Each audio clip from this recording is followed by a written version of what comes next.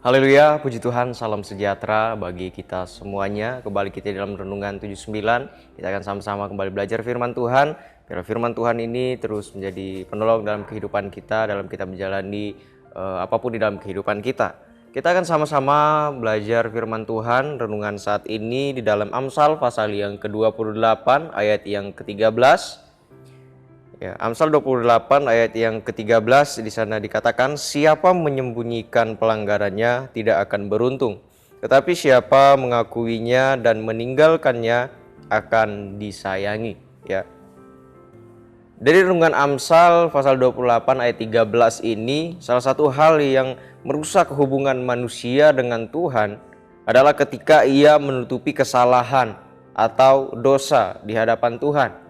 Ya, atau dalam kehidupan kita di dunia ini, ketika kita menutupi kesalahan, ketika kita melakukan kesalahan dan kita menutupinya, ya, dan tidak mau mengakuinya, ya, maka tentunya itu akan mengganggu kehidupannya di dalam dia melakukan setiap tugasnya, tanggung jawabnya di dalam kehidupannya, terlebih lagi di dalam pekerjaannya dan lain sebagainya. Ya, emang dosa itu bisa ditutupi di hadapan Tuhan? Tidak, ya, dosa itu tidak bisa ditutupi di hadapan Tuhan. Ya. Orang yang menutupi dosa di hadapan Tuhan adalah dia yang tidak mau mengakui kesalahan, tidak mau mengakui kesalahannya, tidak merasa bersalah dengan apa yang telah dilakukannya, dengan dosa yang dilakukannya di hadapan Tuhan. Ya, seringkali orang yang tidak mau mengakui dosa itu karena dia merasa dirinya paling benar, ya, merasa dirinya selalu benar, merasa dirinya tidak pernah salah. Bahkan ketika dia melakukan kesalahan, dia tidak merasa bahwa itu adalah kesalahan yang dia lakukan. Dia merasa bahwa yang dia lakukannya itu benar-benar saja, ya, sesuai dengan pikirannya, sesuai dengan logikanya, bahwa apa yang dia lakukan itu bagi dirinya itu adalah benar dan tidak salah. Ya. Namun yang padahal di hadapan Tuhan itu adalah salah, ya, karena Tuhan tidak menginginkan orang untuk melakukan hal yang jahat. Ketika dia melakukan hal yang jahat, melakukan kesalahan, kalau orang yang merasa dirinya paling benar, dia tidak akan merasa bahwa kejahatan yang dilakukan itu adalah salah. Kejahatan yang dilakukan itu adalah salah, sehingga dia tidak mau mengakuinya, dan dia merasa apa yang dilakukan itu adalah benar di hadapannya.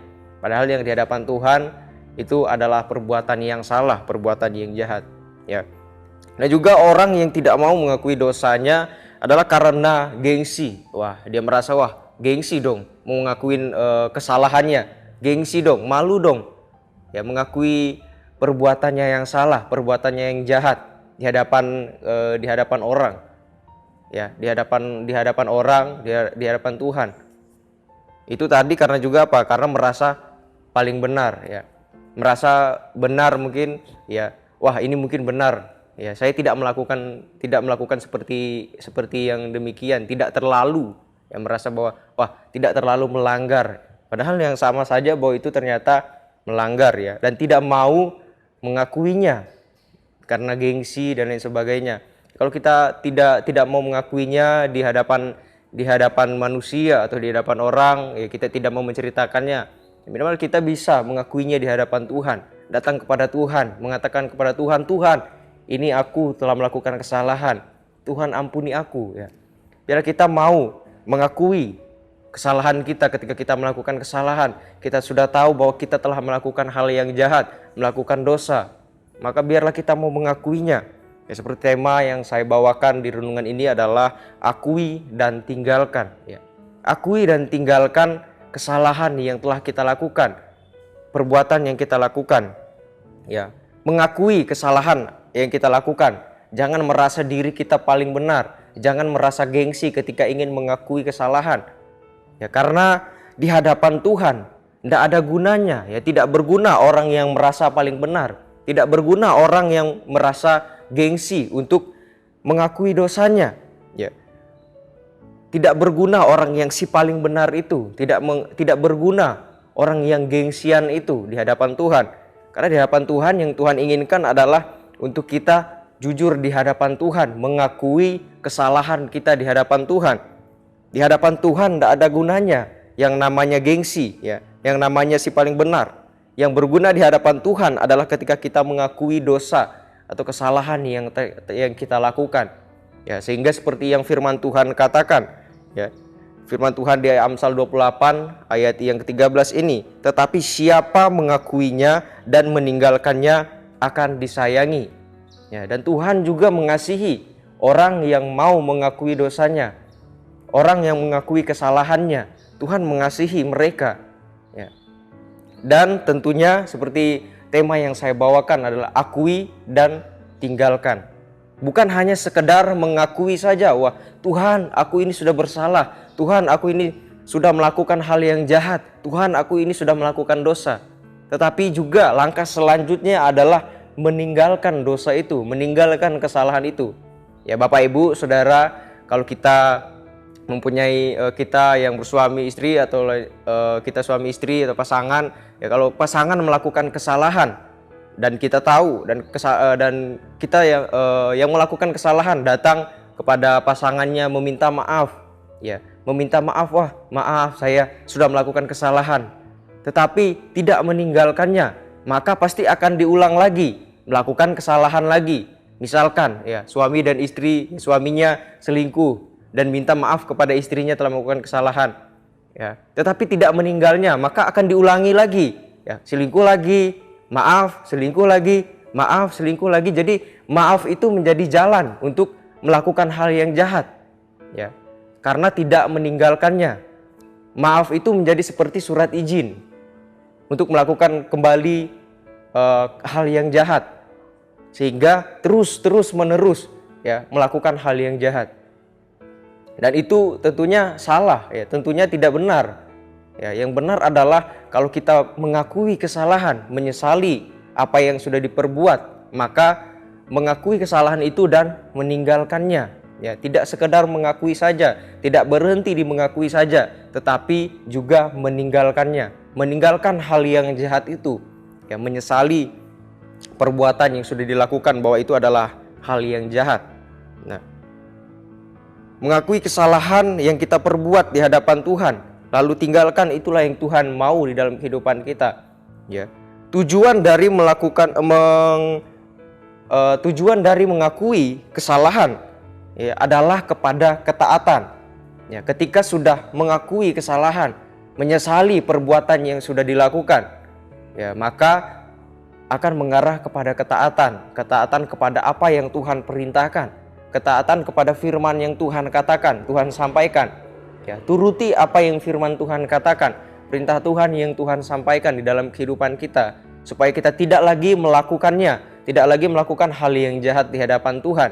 Itu yang namanya itu tujuannya ketika kita mengakui ya dosa, mengakui kesalahan dan meninggalkan kesalahan itu yang telah kita lakukan, menyesalinya, tinggalkan apa yang telah kita lakukan.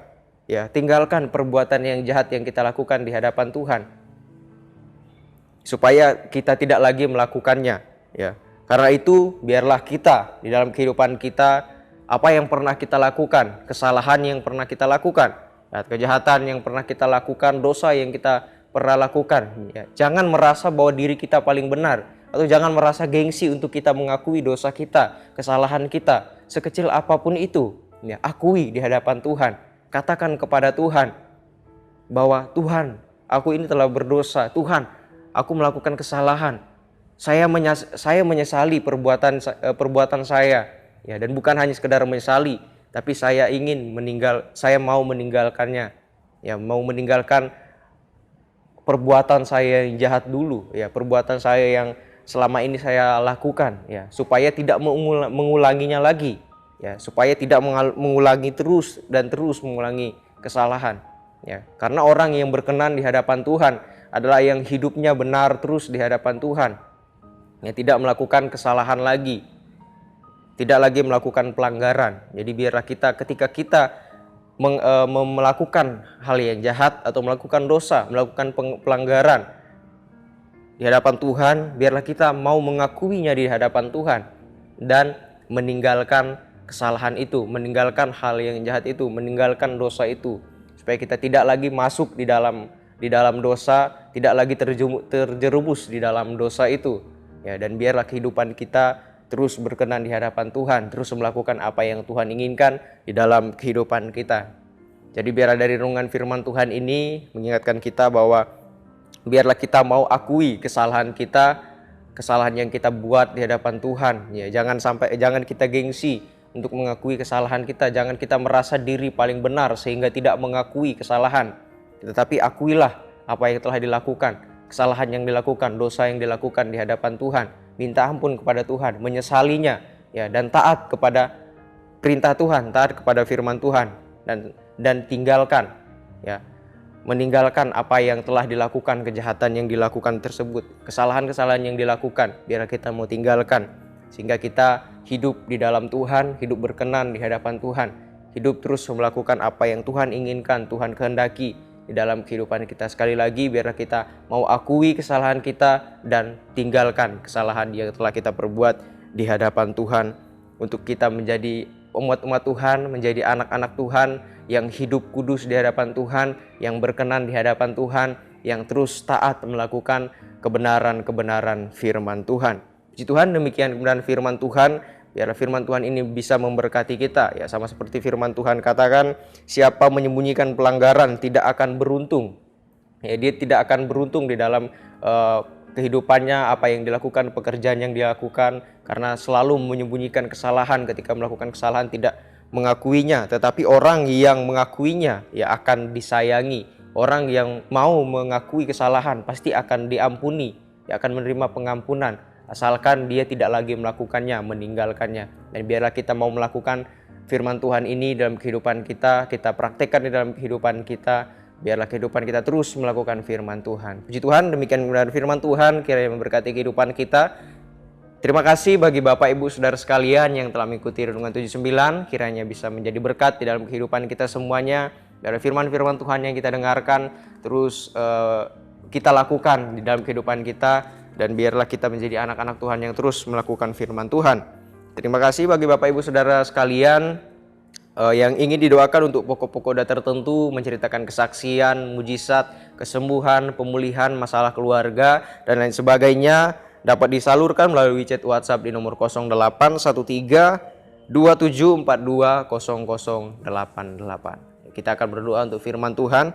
Terima kasih Tuhan, terima kasih Engkau telah menolong kehidupan kami dengan kasih-Mu yang besar Tuhan. Engkau terus menjaga kehidupan kami Tuhan, ketika kami ingin belajar Tuhan, ketika kami melakukan kesalahan atau kami sudah melakukan kesalahan yang tidak berkenan di hadapan-Mu, kesalahan-kesalahan yang membawa kami kepada hal-hal yang jahat, ya, kesalahan yang kami lakukan di hadapan Tuhan, kami ingin akui itu Tuhan di hadapan Engkau Tuhan, dan kami mau meninggalkan kesalahan kami itu, dan biarlah kami mau terus hidup di dalam Tuhan, melalui hidup di dalam jalan kebenarannya Tuhan. Dan kami minta Roh Kudus-Mu memimpin kehidupan kami, agar kami terus ada di dalam kebenaran firman-Mu, untuk kami tetap tinggal di dalam Engkau, tinggal di dalam kebenaran firman Tuhan. Terima kasih Tuhan.